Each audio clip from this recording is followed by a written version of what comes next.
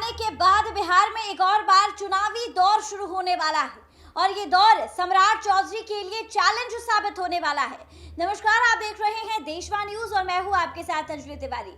देखिए, जहां एक तरफ बिहार के नए नवेले मुख्यमंत्री सम्राट चौधरी बन चुके हैं, अपनी पद की शपथ 15 अप्रैल को ले चुके हैं, वहीं दूसरी तरफ उपचुनाव को लेकर तारीखों का ऐलान हो चुका है, घोषणा हो चुकी है और ये चुनाव सम्राट चौधरी के लिए एक चैलेंज माना जा रहा है। दरअसल बता दें कि चुनाव आयोग की ओर से गुरुवार को मंगल पांडे के विधायक बनने से खाली हुई विधान परिषद की एक सीट के लिए उपचुनाव की घोषणा कर दी गई है। इस सीट पर 12 मई को वोटिंग होगी और उसी दिन रिजल्ट जारी कर दिया जाएगा।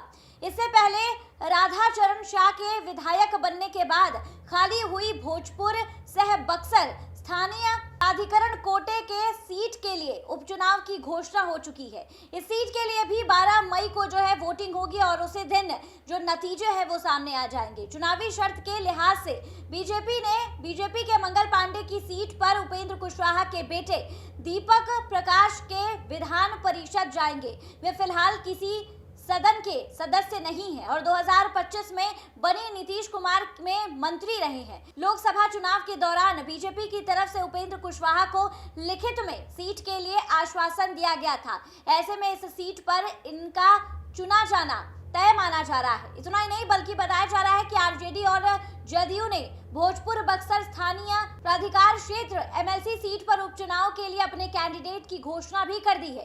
राष्ट्रीय जनता दल की तरफ से पूर्व एमएलसी लालदास राय के बेटे सोनू कुमार राय को प्रत्याशी बनाया गया है और उसके बाद दूसरी ओर जदयू के राधाचरण शाह के बेटे कन्हैया प्रसाद को जदयू ने उम्मीदवार बनाया है। यानी वह इस बार दो पूर्व एमएलसी के बेटे के बीच मुकाबला जो है वो तय माना जा रहा है। 28 जून 2026 को विधान परिषद की 9 सीटों जो खाली हुई थी उनमें राजद की 2, जदयू की 3, कांग्रेस और बीजेपी की एक सीट शामिल थी।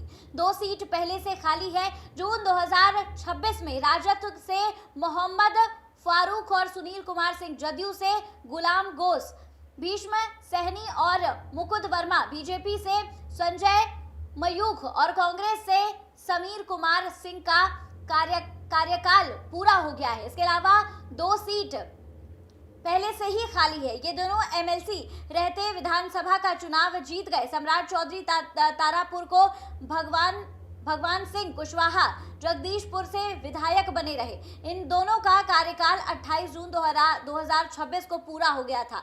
इसके साथ ही विधान परिषद की 3 सीटों के लिए उपचुनाव होना है। इसमें एक सीट नीतीश कुमार, दूसरी सीट बीजेपी नेता मंगल पांडे विधायक बन गए हैं। वहीं नीतीश कुमार ने राज्यसभा का चुनाव जीता और अब वो दिल्ली जाने वाले हैं। एमएलसी पद से वो इस्तीफा दे चुके हैं। दोनों का कार्यकाल 2030 तक था और अब इन दोनों सीटों पर जो है उपचुनाव की घोषणा हो चुकी है, तारीखों का ऐलान हो चुका है और जिस दिन वोटिंग होगी उसी दिन नतीजे भी सामने आ जाएंगे। देखिए, उपचुनाव जो होने वाला है मई के महीने में यानी अगले महीने में, उसे सिर्फ आप चुनाव के नजरिए से नहीं देख सकते, क्योंकि देखिए बिहार में नई सरकार बन चुकी है, नए मुख्यमंत्री बन चुके हैं। बीजेपी से पहली बार मुख्यमंत्री बने हैं सम्राट चौधरी, तो देखिए उनके लिए एक चैलेंज बना हुआ है। देखना दिलचस्प होगा कि इस चुनाव में कौन जीतता है और कौन हारता है। और इसी बीच कयास लगाए जा रहे हैं कि उपेंद्र कुशवाहा के बेटे दीपक प्रकाश का नाम सामने आ रहा है कि एक सीट जो है वो उन्हें दी जाएगी। फिलहाल इस खबर पे आपकी क्या कुछ राय है, हमें कमेंट के माध्यम से जरूर साझा करें और ऐसी तमाम खबरों के लिए हमारे साथ बने रहे देशवा न्यूज पर।